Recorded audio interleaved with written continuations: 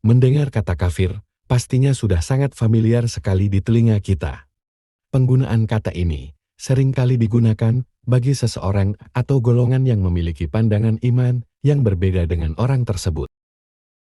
Dalam Kamus Besar Bahasa Indonesia, kata kafir ini jelas memiliki arti dan makna, yaitu orang yang tidak percaya kepada Allah dan Rasul-Nya. Sangat jelas arti kata kafir dalam Kamus Besar Bahasa Indonesia ini merujuk kepada pandangan agama Islam, di mana kata kafir sering digunakan oknum beragama Islam bagi orang atau golongan yang menolak atau tidak menerima kerasulan dari Nabi Muhammad.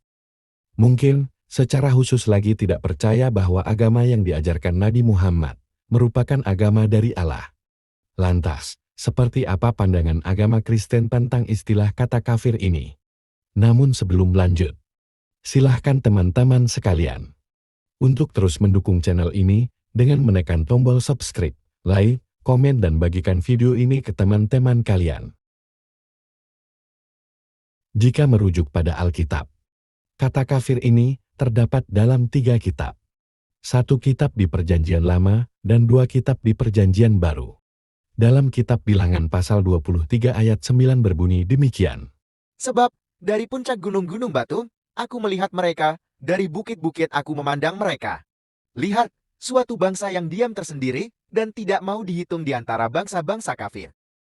Dalam Injil Matius pasal 5 ayat 22 dan Galatia pasal 2 ayat 14 berbunyi demikian. Tetapi aku berkata kepadamu, setiap orang yang marah terhadap saudaranya harus dihukum.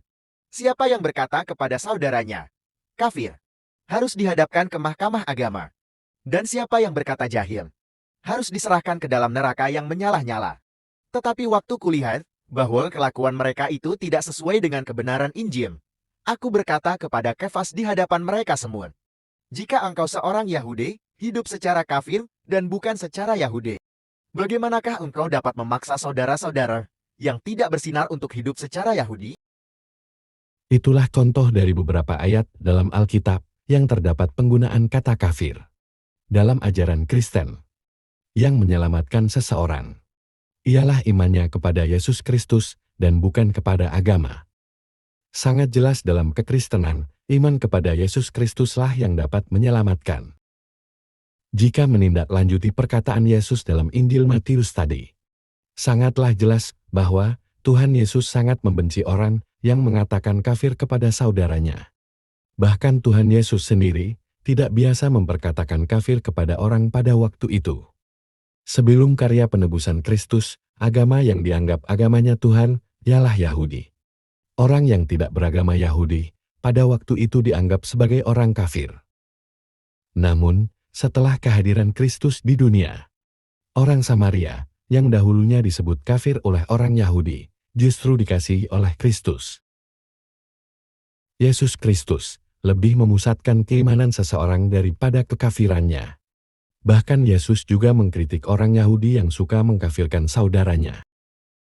Jadi pada intinya, umat Kristen tidak diperbolehkan untuk menyebut saudaranya dengan kata kafir.